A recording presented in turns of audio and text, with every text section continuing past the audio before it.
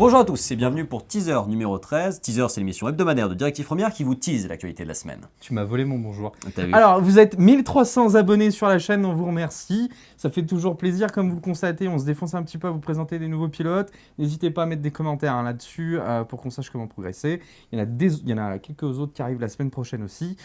Donc on est super ravis de vous voir. Aujourd'hui, on va vous parler de toute l'actu, comme il vient de le dire. Et on va commencer tout de suite avec les teasers de la semaine. Ouais, les teasers de la semaine, les micro-teasers de la semaine, c'est ceux de Ghost in the Shell. On a le droit à 5 micro-teasers. Ils sont aussi grands que Scarlett Johansson. Non, les grands, non. Bref, c'est tout petit. C'est effectivement des teasers qui ressemblent plus à des images, des teasers de 10 secondes qui nous présentent plus l'ambiance du film, plus que autre chose. Et ma foi, c'est graphiquement assez intéressant, c'est assez beau. Moi, je suis assez hypé par le film, alors que je sais que la nomination de Scarlett Johansson avait énervé plus d'une personne parce qu'elle n'était pas asiatique. Moi, je pense que c'est une très bonne héroïne de film badass et il y en a peu des actrices qui arrivent à faire classe dans ce genre de film sans être ridicule. Donc, je suis curieux de voir ça. Les teasers, c'est quand même pas bien nourri, mais ma hype reste Après, la même. ça reste avec un peu l'idée, le teaser reste un peu avec l'idée du on se connecte, on se déconnecte. Donc on est dans la thématique. Ouais. On continue avec Passenger, avec Jennifer Lawrence et Chris Pratt qui sortira le 28 décembre de 2016, cette année. Voilà. tout à fait. Petit film de SF Romantique assez sympa. SF. Voilà, donc l'histoire est très simple. Vous avez donc des passagers qui ont un voyage de 100 ans, donc qui sont en cryogénie.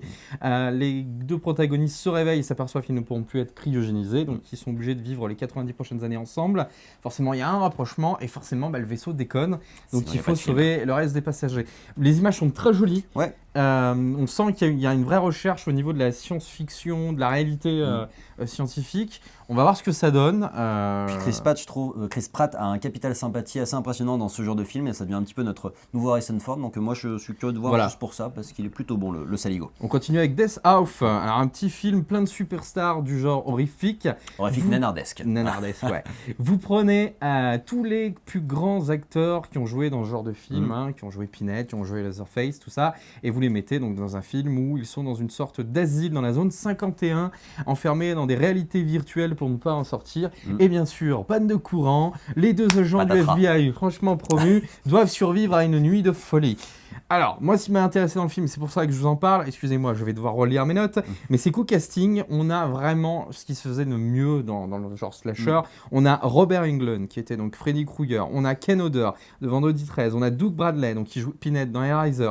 On a Bill Moseley, qui jouait donc dans La Maison des Mille Morts, House of 100 Corpses. Mais quelle prononciation. T'as vu pour ceux qui connaissent pas le film, donc c'est un film de Rob Zombie et donc la suite c'est Evil Rejected et ça parle peut-être à beaucoup plus de monde. On a aussi donc Michael Berryman de La Colline à des yeux et Danny Trejo. De Marrette et de Holden Paso aussi pour les connaisseurs. Donc beau film, la seule déception du film c'est qu'effectivement ces gens-là ne reprennent pas leur rôle. Problème de licence. Il est écrit donc par, j'ai paumé son nom, mais il est écrit par Gunnar Hansen qui joue aussi le rôle de Leatherface dans Massacre à la tronçonneuse. Un bon gros délire horrifique nanardesque, à voir, ça peut être ma foi fort sympathique. Allez, on continue avec un truc qui casse. Tout à fait, c'est Brice ça casse. Brice 3 parce qu'il a cassé le 2, rien que ça me fait rire. Donc on a enfin la bande-annonce finale du film qui est plutôt maligne parce qu'on nous présente les retrouvailles entre Cornillac et Dujardin, mais on nous révèle pas plus, et même Brice vient nous voir pour la bande-annonce en disant vous croyez quoi qu'on allait vous révéler tout le film. Donc moi je suis curieux de voir ce film parce que je suis assez, j'aime bien ce personnage, j'aime bien Dujardin. Je vais le voir vendredi, donc vous aurez la chronique en 180 secondes la semaine prochaine, mais le film lui sort le 19 octobre, une fameuse exclusivité encore une fois pour Directive Première. Et puis ce qui est cool c'est que ça joue énormément avec les codes de la bande-annonce. Tout à fait, comme le film joue avec les codes du film, c'est assez intelligent. On continue avec le nouveau Disney de décembre. Tout à fait, Vaiana, je vais y arriver, la légende du bout du monde. C'est beau, ça sent bon la marée, ça sent bon la mer, j'ai envie de dire, c'est donc une légende haïtienne qui a l'air assez référencée, assez jolie. On va découvrir un genre de fable que nous autres occidentaux ne connaissons pas forcément. Moi je suis hypé, moi j'ai envie. Petite déception, j'ai pas de chanson, mais à côté de ça, ça m'a l'air ma foi fort sympathique à voir ça le 30 novembre 2016. Allez, on continue avec le trailer du nouveau film d'animation Resident Evil. Oui, le film d'animation et pas le film live, rassurez-vous. Resident Evil Vendetta, qui est donc le troisième film d'animation de Capcom sur la saga Resident Evil, qui du coup, elle, s'inscrit vraiment dans la saga jeux vidéo ludique. Ça a l'air d'être vraiment empreint de référence au premier volet, hein. C'est ce qu'essaye de faire déjà Resident Evil 7, on sent qu'on se pas à rester sur cette hype-là. Et on voit ce qui semble être un manoir Spencer, et les personnages principaux ne sont autres que Chris Redfield, Léon Kennedy et Rebecca Chambers, qu'on n'a pas vu depuis un petit moment, qui était présente dans le premier Resident Evil. Ça m'a l'air, ma foi, assez sympathique. Je trouve que les films sont toujours assez jolis, ils sont assez anecdotiques en termes d'histoire, mais celui-là, peut-être qu'il va nous offrir un peu plus. En tout cas, c'est toujours mieux que les films live, et on se donne rendez-vous au printemps 2017 pour fêter comme il se doit la sortie de Resident Evil 7 avec ce nouveau film. Allez, sinon, en Actu Vrac cette semaine, on a donc le Zelda versus Ghibli Studio. X-Ghibli, tout à fait. Un petit fan-made fait avec pas grand-chose, mais qui donne quand même envie de ce que pourrait donner un Zelda si on faisait un bon film d'animation à la manière d'un Ghibli, si Nintendo se décidait à se sortir les doigts du cul et à faire des choses nouvelles avec leurs licences qui sont complètement mortes. Allez, premières images aussi de Jumanji 2 avec The Rock. Jack Black et Karen Gillian. Moi, c'est Karen Gillian qui me tente, mais après, chacun ses préférences. Première polémique, effectivement, sur la toile. Quand The Rock a posté ça sur Twitter, les gens ont commencé un petit peu à s'étonner de savoir pourquoi la seule personne peu vêtue, c'était donc Karen Gillian. Mais moi, je peux te donner la réponse, c'est parce qu'elle est bonne. C'est pas le... Ceci était la seconde Machiste. misogyne. Allez.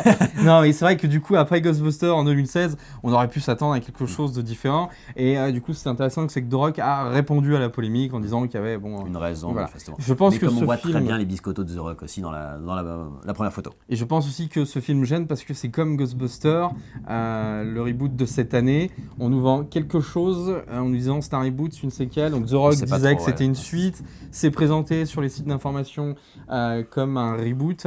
Donc je pense que c'est aussi pour ça que les gens... Ouais, et puis le gros souci, c'est que faire un Jumanji sans Robin Williams, le regretté Robin Williams que j'adore, c'est quand même très compliqué. Il est représentatif de Jumanji, en fait. Voilà. Donc du coup, bon, ça peut être très sympa, ça peut être un petit film familial. Et puis The Rock a cette honnêteté de faire les films en disant, je fais un film pour la famille, c'est cool, je joue honnêtement. Donc pourquoi pas, mais quand même, on n'atteindra pas le niveau d'un Robin Williams. C'est vraiment dommage qu'il n'ait pas pu être présent dans ce Jumanji 2, parce que là, ça aurait été autre chose et ça m'aurait autrement plus hypé, quoi. Ce qu'il ne fallait pas rater non plus cette semaine, c'est les premières images du commissaire Gordon. Dans la Justice League, J.K. Simons qui reprend le rôle de Gary Oldman, du coup, il nous avait montré qu'il avait fait de la muscu à Sur plus de Twitter, 60 balais, ouais. qui était badass. Et là, on a une photo assez visuelle où il est face au bas de signal. C'est ma foi assez classe. On a même une photo avec Zack Snyder à sa place. À voir. En tout cas, je suis content que le personnage rejoigne l'écurie parce que c'est un personnage que j'aime bien. Et puis J.K. Simons, c'est quand même pas joli rigolo en termes d'acteur. Avec Game of Thrones. George R. R. Martin nous a parlé d'une possible préquelle une fois qu'il aura fini sa saga, si d'ici là il ne meurt pas de surpoids, bien sûr. Alors, préquel en livre. Oui, préquelle littéraire, peut-être que ça intéressera les séries, pour l'instant a priori non, mais c'est possible. Allez, on continue avec les Emmy Awards de 2016. Et on rebondit encore sur Game of Thrones qui du coup a franchi un cap historique en devenant la série la plus récompensée aux Emmy avec pas moins de 38 Emmy depuis la création de la série, ce qui est quand même pas mal. Donc une belle année pour Game of Thrones qui a notamment été récompensé pour son épisode Battle of the Bastards. Je vous en parlais dans les chroniques 180 secondes, qui est un épisode qui est sublime en termes de réalisation. Effectivement, c'est assez époustouflant de voir ça à la télé. Dans les autres succès 2016, on a The People vs O.J. Simpson, une mini-série avec John Travolta et David Schwimmer, notamment connu pour Ross dans Friends. Allez, on continue avec une rumeur concernant une suite à Mad Max Fury Road. Tout à fait. Alors, il semblerait que du coup, Mad Max Fury Road ait droit à un préquel, une suite préquelle, concentrée sur le personnage de Furiosa. Furiosa, tout à fait. Donc, c'est le journal australien de Herald Sun qui nous parle de ça. Le tournage serait déjà lancé en Galles du Sud. En Nouvelle-Galles du Sud, pardon. Il n'y a pas plus d'informations. On sait simplement que Tom Hardy avait signé pour 3 films, que Miller avait confirmé aussi que 2 autres suites étaient prévues pour la saga, mais que c'était pas à son agenda. Que c'était pas à l'ordre du jour sur l'agenda. C'est pas plus mal si on découvre qu'il est fini à la fin, tu vois. Moi il est prêt, super. C'est cool. En tout cas, il semblerait que ce soit en préparation, à vérifier. On verra si ça s'avère vrai. Allez, voilà, c'est à peu près tout pour les news de la semaine. C'était une riche semaine. On revient tout de suite avec un autre numéro qui sera dédié au DC Comics, notamment à l'univers cinématique, aux rumeurs. Je vous rappelle que le Blu-ray d'X-Men Apocalypse est à gagner. Attention, effet spécial. On nous amène le Blu-ray. Il est à gagner, toujours avec une façon simple. Vous prenez l'épisode, vous le partagez sur vos réseaux sociaux, vous nous mettez une petite notification, nous on note tout ça et on vous fera gagner vendredi prochain. On rappelle que ces DVD-là, ces Blu-ray, on les achète nous pour les regarder en interne. Donc c'est pas du partenariat. Sous blister quand même. Sous blister, voilà. Donc on en achète quelques-uns pour nous et puis on vous en fait gagner un dans la foulée. Si je peux me permettre, moi qui n'ai pas aimé X-Men Apocalypse, il faut le gagner du coup, parce que ça ne s'achète pas, ça se gagne. Ça se gagne, voilà. Ça fait plaisir. Et moi j'ai trouvé qu'il y a une excellente référence à Star Trek dedans, je vous en parlerai une fois. D'accord. Voilà, ça c'est fait. vrai, c'est dit. Donc, comme d'habitude, on vous attend dans les commentaires pour venir réagir à toutes ces annonces qu'on vous a faites. Si vous attendez les films dont on vous a parlé en début de chronique.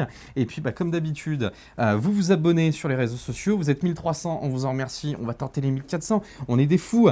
Et puis, ah oui, on me note discrètement qu'il fallait qu'on parle d'un truc. Qui m'a beaucoup fait rire. On va, voilà.